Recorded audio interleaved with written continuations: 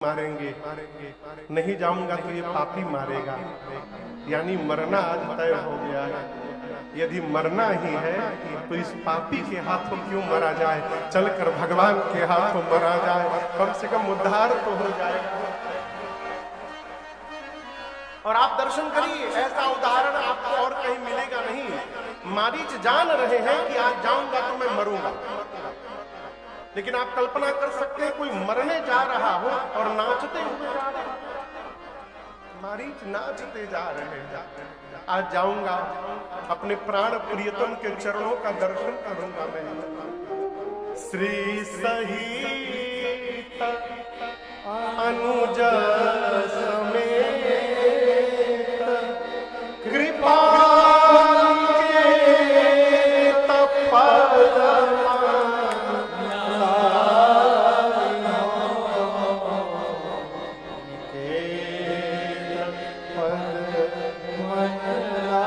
आज जाऊंगा राम जी के साथ साथ सीता जी और लक्ष्मण जी के भी चरण को दर्शन करने का सौभाग्य मिलेगा।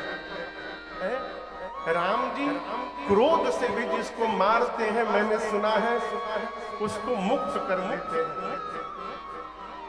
मैं तो प्रेम से जा रहा हूँ, मुझे तो प्रभु अवश्य स्वीकार कर लेंगे और अपने हाथों से मुझे मारेंगे। और दर्शन करिए, मारीच क्या सोच रहे हैं, कितना सौभाग्य है। मैं आगे आगे हिरण बन के दौड़ूंगा, राम जी मेरे पीछे धनुष बाण लेके दौड़ेंगे।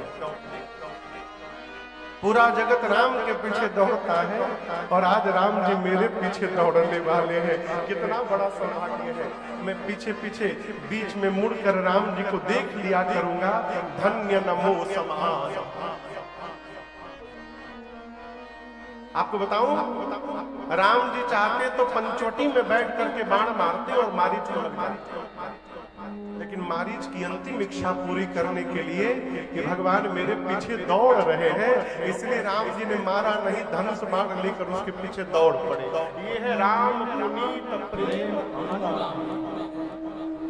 ये कथा कहती है भगवान को प्रेम करिए, केवल प्रेम करिए।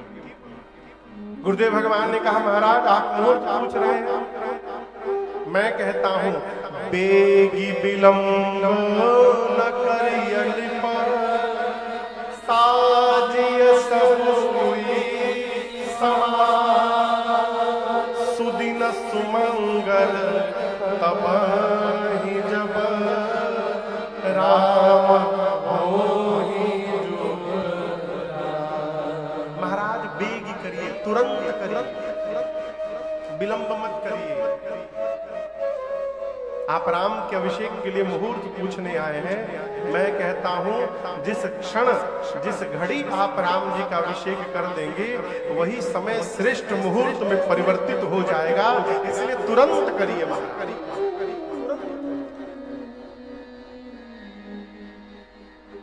गुरुदेव ने तो कहा कि महाराज तुरंत करिए।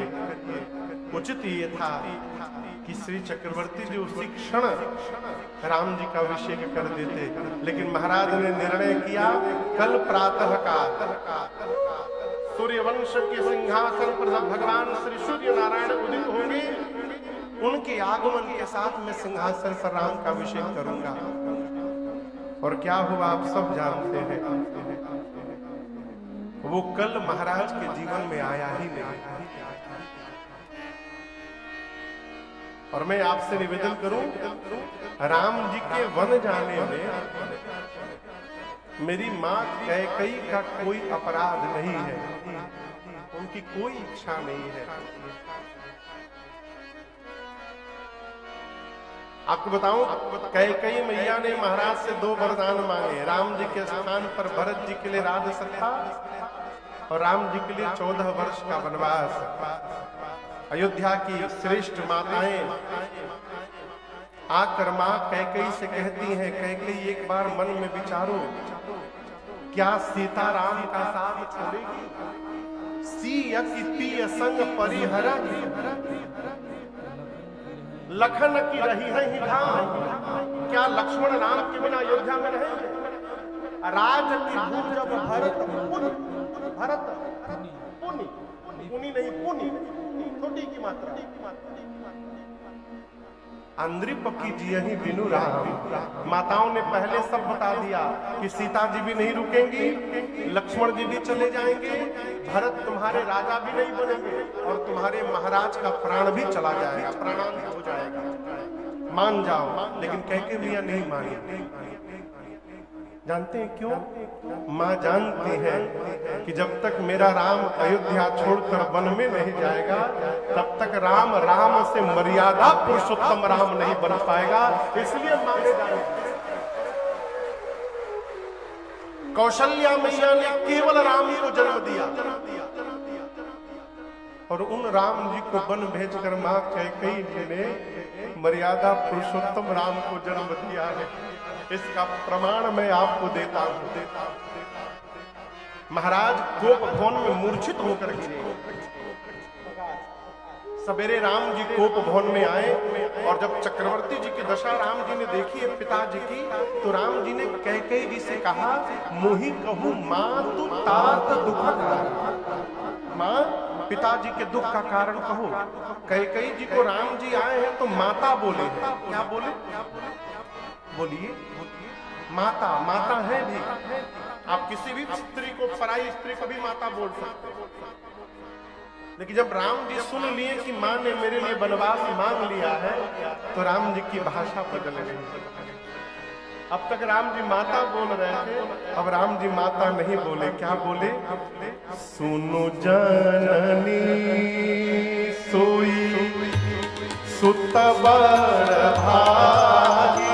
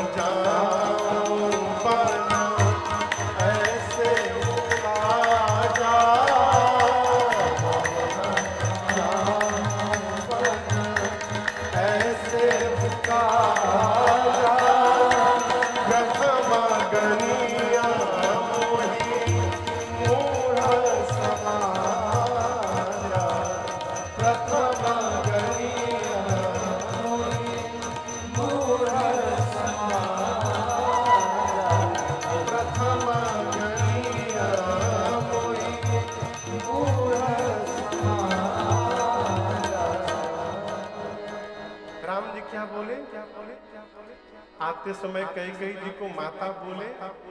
जब पता चला कि मैया ने मेरे लिए वनवास मांग लिया तो वही राम जी अब कैकेयी जी को जननी बोलने लगे। सुनो जननी। और आप दर्शन करिए, राम जी की जननी माँ कैकेयी नहीं है, माँ कौशल्या है। जननी उसे कहते हैं जिसने जन्म दिया।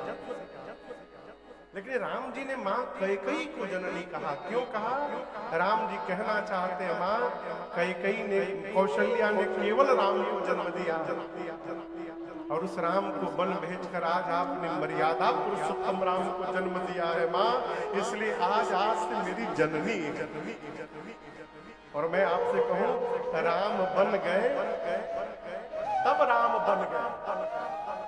यदि राम बन न जाते तो राम न बन पाते, एक राजपुत्र ही बन के रह जाते।